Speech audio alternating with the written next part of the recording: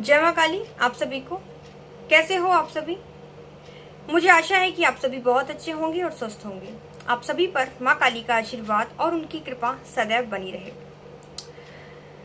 आज की वीडियो में मैं आप ही के कुछ प्रश्नों के उत्तर दूंगी जो आपने मुझसे पूछे थे जब मैंने तुलसी के ऊपर वीडियो बनाया था, तुलसी धारण के ऊपर, कंठी के ऊपर वीडियो बनाया था। तब आप लोगों के मुझे बहुत सारे सेम प्रश्न आए। क्या हम तुलसी की माला और रुद्राक्ष की माला साथ में पहन सकते हैं? दूसरा प्रश्न आपका ये आया था कि हम अगर तुलसी की माला पहनते हैं तो क्या हम प्याज लहसुन खा सकते हैं? बहुत सारे आप लोगों के प्रश्न थे। मैंने नाम तो लिखे नहीं है क्योंकि सेम प्रश्न थे, तो मैंने सोचा ठीक है एक अलग से वीडियो बना देती हूँ ताकि कोई भी सर्च करे तो उन्हें आसानी से मिल जाए। ठीक है, सबसे पहले हम बात करेंगे तुलसी और रुद्राक्ष के ऊपर कि क्या तुलसी और रुद्राक्ष हम साथ में पहन सकते हैं।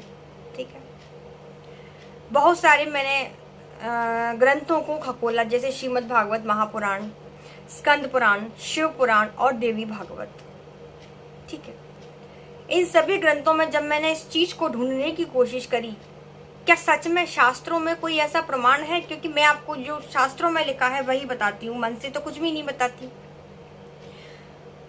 शास्त्रों में जब मैंने ये चीज ढूंढने की कोशिश करी, क्या सच में रुद्राक्ष को और तुलसी को पहनना चाहिए या नहीं पहनना चाहिए, और अगर नहीं पहनना चाहिए तो क्या रीजन है, ढूंढने की कोशिश की, लेकिन मुझे कहीं कोई भी ऐसा प्रमाण नहीं मिला अभी तक तो कि तुलसी और रुद्राक्ष को साथ में नहीं पहनना चाहिए। बहुत ढूंढा, नहीं मिला। दूसरी चीज, राम जी और भगवान शिव जी, क्योंकि राम कहो या विष्णु कहो या कृष्ण कहो, है तो एक ही। तो रामस्य हृदयम शिव और शिवस्य हृदयम रामः, एक ही है। राम जी के हृदय में शिव जी निवास करते हैं और शिव जी के हृदय में राम जी निवास करते हैं। मानस में गोस्वामी तुलसीदास जी कह रहे हैं, शिव द्रोही मम दास कहावा, सो नर मोही सपने नहीं पावा। ठीक है, जो व्यक्ति मुझ में और शिव में भेद करते हैं वो कभी मुझको नहीं पा सकते। तो जब दोनों एक ही हैं तो दोनों को एक साथ धारण करने में क्या बुराई है? कहने का मतलब ये है कि आप तुलसी और रुद्राक्ष एक साथ पहन सकते हैं, लेकिन एक चीज मैं कहूंगी, जैसे आपके गुरुजी जिस मत को मानते हैं, जैसे वो शैव मत को मानते हैं तो आपको रुद्राक्ष धारण करना चाहिए। ठीक है, लेकिन अगर आपके गुरुजी वैष्णव मत को यानी श्री कृष्ण जी के मत को मानते हैं तो आप तुलसी धारण करो। लेकिन जैसे मेरे गुरुजी हैं, वो हनुमान जी के परम भक्त है, तो एक प्रकार से वो वैष्णव मत को मानते हैं, राम मत को मानते हैं। ठीक है, तो वो मुझे तुलसी उन्होंने मुझे कंठी दी थी पहनने के लिए, जो मैं पहनती हूँ गले में ये। ठीक है, क्योंकि मेरी इष्ट माता काली है तो वो शैव मत से आ जाती है, तो मैं रुद्राक्ष भी धारण कर सकती हूँ, इसमें कहीं कोई बुराई नहीं है। आप तुलसी को और रुद्राक्ष को साथ में पहन सकते हैं। रुद्राक्ष जब आप पहनते हैं तो आप शिवलोक में जाते हैं, आपको मुक्ति प्राप्त होती है। ठीक है, और जब आप तुलसी की कंठी पहनते हैं गले में, तुलसी को जब आप अपने गले में धारण करते हैं, कंठ में धारण करते हैं, तो ये भी आपको भगवत प्राप्ति में मदद करती है, आपको मोक्ष प्रदान करती है। तो जब रास्ते भले ही अलग अलग हैं लेकिन जाना एक ही जगह है, तो आप कुछ भी पहनो, कोई फर्क नहीं पड़ता। आप तुलसी भी पहन सकते हैं, आप रुद्राक्ष भी पहन सकते हैं।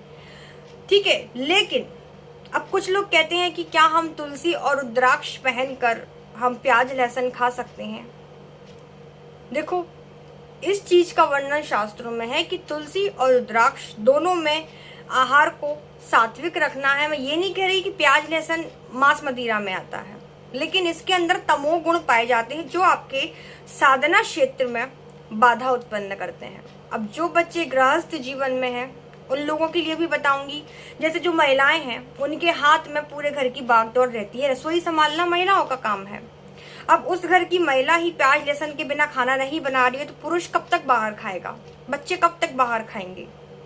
ऐसी कंडीशन अगर आपके साथ है तो उन महिलाओं से मैं कहूंगी कि आप वैष्णव धर्म का पालन करके प्याज लहसुन ना खाएं तो ज्यादा अच्छा रहेगा, अगर आप कंठी धारण करते हैं गले में तो। लेकिन जो पुरुष बाहर रहते हैं, जैसे नौकरी पर है, अभी बाहर से खाना आ रहा है, तो ऐसे में क्या करें, कब तक बाहर खाएं भाई? 2 दिन 3 दिन की बात हो तो हम खिचड़ी खाकर काम चला सकते हैं, लेकिन हम कंठी भी धारण करते हैं या हम रुद्राक्ष धारण करते हैं, लेकिन ऐसी कंडीशन नहीं है कि हम बिना प्याज लहसुन के खा पाएं, क्योंकि बनाने का भी टाइम नहीं हमारे पास, हमारा टिफिन ही बाहर से आता है। ऐसी कंडीशन में आप प्याज लहसुन खा सकते हैं। प्याज लहसुन मांस मदिरा में नहीं आएगा, इससे आपको कोई पाप नहीं लगेगा। लेकिन अगर आप इस चीज का पालन करें कि आप प्याज लहसुन ना खाएं तो ज्यादा अच्छा होगा, क्योंकि इसका नियम होता है।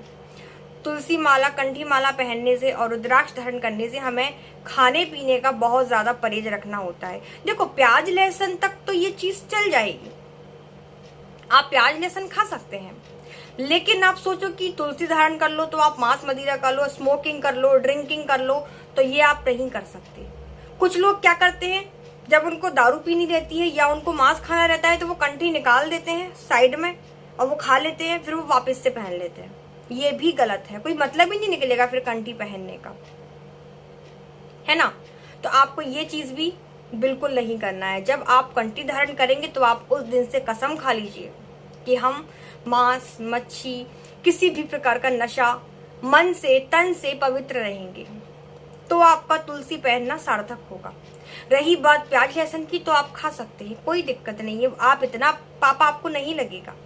कोशिश करें, अगर आपके घर का माहौल ऐसा है कि आपके हाथ में ये चीज है, जैसे आप घर के मुखिया हैं, आप बोलेंगे कि आज से खाने में प्याज लहसुन नहीं बनेगा, नहीं डलेगा, तो वो मान जाएगी, आप कोई भी नहीं खाएगा घर में प्याज लहसुन। लेकिन जब नहीं है आपके हाथ में कुछ भी, तो आप कंठी धारण करके भी प्याज लहसुन खा सकते हैं, कोई बुराई नहीं है, ठीक है। बस थोड़ा सा आपको पवित्रता का ध्यान रखना है। रुद्राक्ष कौन कौन पहन सकता है, ये भी प्रश्न आता है। तो रुद्राक्ष को आप महिलाएं, पुरुष, बच्चे सभी लोग पहन सकते हैं, लेकिन जैसे जो नियम तुलसी में लागू होते हैं, तुलसी की माला को हम किसी भी अवस्था में पहन सकते हैं, चाहे वो सूतक काल हो, ग्रहण काल हो, या इसके अलावा महिलाओं का मासिक धर्म हो, किसी भी कंडीशन में हम तुलसी तो धारण कर सकते हैं, लेकिन हम रुद्राक्ष धारण नहीं कर सकते। ये रुद्राक्ष के नियम होते हैं। रुद्राक्ष, जैसे आप कभी शमशान में जा रहे हैं, तो आप जैसे अपवित्र स्थान है, किसी के घर में सूतक काल है, तो हमको रुद्राक्ष उतार के रख देना चाहिए। दूसरा, रुद्राक्ष को कभी भी जमीन पे नहीं रखना चाहिए, कभी जमीन के टच में ना आए वो, आप उसे किसी कपड़े पर रखें, डायरेक्ट जमीन पे आपको रुद्राक्ष को नहीं रखना है। तो रुद्राक्ष के बहुत सारे नियम होते हैं, तो जब मैं रुद्राक्ष का वीडियो बनाऊंगी तब मैं आपको रुद्राक्ष के बारे में पूरी जानकारी दूंगी कि कितने मुखी का पहनना है, नहीं पहनना है, क्या नियम है, कैसे पहनना है। पर हाँ, ये चीज मैंने आपको कंफर्म कर दी प्याज लहसुन के बारे में। दूसरा, आपको ये कंफर्म किया मैंने कि आप रुद्राक्ष की माला और तुलसी की माला साथ में पहन सकते हैं या नहीं, ठीक है। तो उम्मीद है आप मुझे ये जानकारी, आप लोगों को ये जानकारी पसंद आई होगी। वीडियो को लाइक जरूर करिएगा। आप लोग वीडियो देखते हैं पर लाइक नहीं करते हैं, और हम आपके लिए गर्मी में ऐसे पसीना बहाते हैं, तो आप लोगों का हक बनता है कि आप वीडियो को लाइक किया करें, ठीक है। तो सभी को जय माता दी, जय माँ काली, धन्यवाद।